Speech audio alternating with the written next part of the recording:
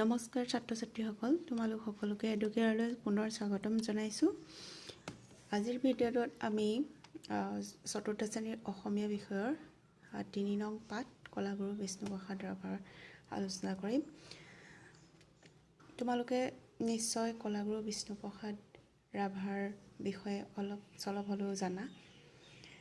তেখেত হৈছে আমাৰ অসমীয়া সংস্কৃতিৰ এগৰাকী সাধক, চিৰনমস্য। তোমালোকে পাঠটো ভালদৰে পঢ়িবা, তেতিয়া তেখেতৰ বিষয়ে বহুতো কথাই জানিব পাৰিবা। আজিৰ ভিডিঅ'টোত এই পাঠটোৰ পাঠভিত্তিক প্ৰশ্নোত্তৰখিনি তোমালোকলৈ লৈ আহিছোঁ। এয়া চোৱা, প্ৰথমে আছে তলৰ প্ৰশ্নসমূহৰ উত্তৰ দিয়া। প্ৰথমটো হৈছে বিলতে হালিছে ধুনীয়া পদুমী গীতটি কাৰ ৰচনা? উত্তৰ হ'ব উক্ত গীতটি কলাগুৰু বিষ্ণুপ্ৰসাদ ৰাভাৰ ৰচনা। দ্বিতীয় প্ৰশ্নটো হৈছে বিষ্ণুপ্ৰসাদ ৰাভাই সৰুতে কাৰ পৰা নৃত্য আৰু অভিনয়ৰ শিক্ষা পাইছিল? উত্তৰ হ'ব বিষ্ণুপ্ৰসাদ ৰাভাই সৰুতে ঢাকাৰ উস্তাদ কালাচান্দৰ পৰা নৃত্য আৰু অভিনয়ৰ শিক্ষা পাইছিল। তৃতীয় প্ৰশ্নটো হৈছে তেখেতক নৃত্যৰ প্ৰেৰণা দিয়া নৃত্য পটীয়সীগৰাকীৰ নাম কি? উত্তৰ হ'ব তেখেতক নৃত্যৰ প্ৰেৰণা দিয়া নৃত্য পটীয়সীগৰাকীৰ নাম আনা পাভলোভা। চতুৰ্থ প্ৰশ্নটো হৈছে বিষ্ণুপ্ৰসাদ ৰাভাই কি নৃত্য কৰি সোণৰ পদক লাভ কৰিছিল? বিষ্ণুপ্ৰসাদ ৰাভাই তাণ্ডৱ নৃত্য কৰি সোণৰ পদক লাভ কৰিছিল। তাৰ পিছৰ প্ৰশ্নটো হৈছে সোণৰ পদকটো তেখেতে কাৰ পৰা লাভ কৰিছিল? উত্তৰ হ'ব সোণৰ পদকটো তেখেতে ডক্টৰ সৰ্বপল্লী ৰাধাকৃষ্ণনৰ পৰা লাভ কৰিছিল। পিছৰ প্ৰশ্নটো হৈছে তেখেতে কি কি উপাধি লাভ কৰিছিল?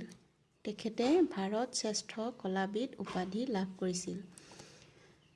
তাৰ পিছৰ প্ৰশ্নটো আছে কাশী হিন্দু বিশ্ববিদ্যালয়ত তেখেতে কেইবিধ নৃত্য প্ৰদৰ্শন কৰিছিল? কাশী হিন্দু বিশ্ববিদ্যালয়ত তেখেতে 108 বিধ নৃত্য প্ৰদৰ্শন কৰিছিল। ইয়াৰ পিছৰ প্ৰশ্ন বিষ্ণু ৰাভা দিৱস কোন তাৰিখে পালন কৰা হয়? বিষ্ণু ৰাভা দিৱস 20 জুন তাৰিখে পালন কৰা হয়। কলাগুৰু বিষ্ণুপ্ৰসাদ ৰাভাৰ মৃত্যুৰ দিনটো আমি ৰাভা দিৱস হিচাপে উদযাপন কৰোঁ। বিদ্যালয়ত উদযাপন কৰা হয়, তোমালোকে নিশ্চয় মনত ৰাখিছা তাৰিখটো। তাৰ পিছৰ প্ৰশ্নটো আছে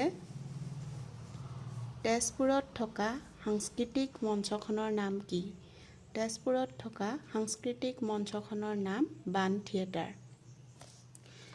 ইয়াৰ পিছত তোমালোকক শব্দ কিছুমান দি থৈছে, তাৰ অৰ্থ শব্দ সম্ভাৰৰ পৰা বিচাৰি লিখিবলৈ কৈছে। শব্দ সম্ভাৰ হৈছে তোমালোকৰ পাঠ্যপুথিখনৰ শেষৰ ফাললৈ যিবিলাক শব্দৰ অৰ্থ দিয়া আছে তাৰ পৰা চাই লিখিবলৈ কৈছে। প্ৰথম শব্দটো হৈছে সংস্কৃতি। সংস্কৃতিৰ অৰ্থ হৈছে বিশেষ জনগোষ্ঠীৰ বিশ্বাস, ৰীতি-নীতি, উৎসৱ পাৰ্বণ, শিল্পকলা আদিৰ বৌদ্ধিক উৎকৰ্ষ সাধনৰ সামগ্ৰিক ৰূপেই সংস্কৃতি। তাৰপিছত আছে প্ৰতিভা সম্পন্ন। প্ৰতিভা সম্পন্ন মানে কি? অসাধাৰণ বুদ্ধিসম্পন্ন, প্ৰখৰ বুদ্ধিসম্পন্ন, যাৰ অতি চোকা বুদ্ধি আছে তেওঁকে প্ৰতিভা সম্পন্ন বুলি কোৱা হয়। অনুপ্ৰাণিত। অনুপ্ৰাণিতৰ অৰ্থ হৈছে উৎসাহিত। সুনিপুণ, অতি পটু, সুদক্ষ। তাৰপিছত আকৌ দিছে সুদক্ষ, সুনিপুণ, পাৰ্গত, পটু।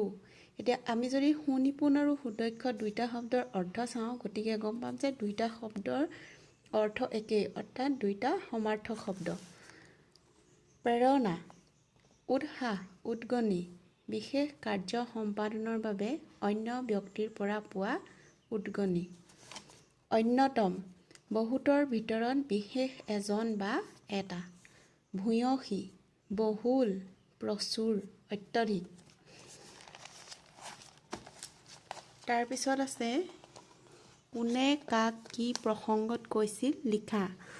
ভাৰতবৰ্ষত অ'ত ত'ত থকা শিলৰ মূৰ্তিৰ ভংগীমাবোৰেই নৃত্যৰ উৎস। এই কথাষাৰ ৰাছিয়াৰ বিখ্যাত নৃত্য পটীয়সী আনা পাভলোভাই কলাগুৰু বিষ্ণুপ্ৰসাদ ৰাভাক কৈছিল। কেতিয়া কৈছিল? যেতিয়া কলিকতাত পাভলোভাৰ নৃত্য দেখি বিষ্ণুপ্ৰসাদ ৰাভাই তেখেতক লগ ধৰি নৃত্যৰ লয়লাস ভংগী কেনেকৈ দিব পাৰি বুলি প্ৰশ্ন কৰিছিল তেতিয়া আনা পাভলোভাই উক্ত কথাষাৰ কৈছিল।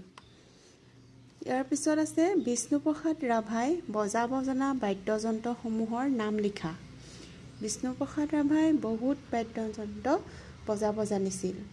তাৰ ভিতৰত হাৰমনিয়াম, তবলা, এছৰাজ, অৰ্গেন, বেহেলা, চেতাৰ আদি উল্লেখযোগ্য।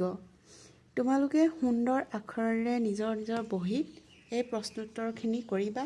লগতে আৰু দুটা গৃহকৰ্ম দিয়া হৈছে, সেই দুটা হৈছে পাঠটো স্পষ্ট আৰু শুদ্ধ উচ্চাৰণেৰে পঢ়া। স্পষ্ট আৰু শুদ্ধকৈ পাঠটো কেইবাবাৰো পঢ়িবা। ইয়াৰ প্ৰতিটো লাইনতেই জানিবলগীয়া কথা সোমাই আছে। আৰু দ্বিতীয়তে পাঠৰ আধাৰত বিষ্ণুপ্ৰসাদ ৰাভাৰ বিষয়ে এটা চমু টোকা লিখিবা। আজিলৈ ইমানেই। তোমালোকে ভিডিঅ'টো লাইক কৰিবা, শ্বেয়াৰ কৰিবা আৰু যদি নতুনকৈ চেনেলটো চাই আছা ছাবস্ক্ৰাইব কৰিবা আৰু ভালে থাকিবা। Thank U.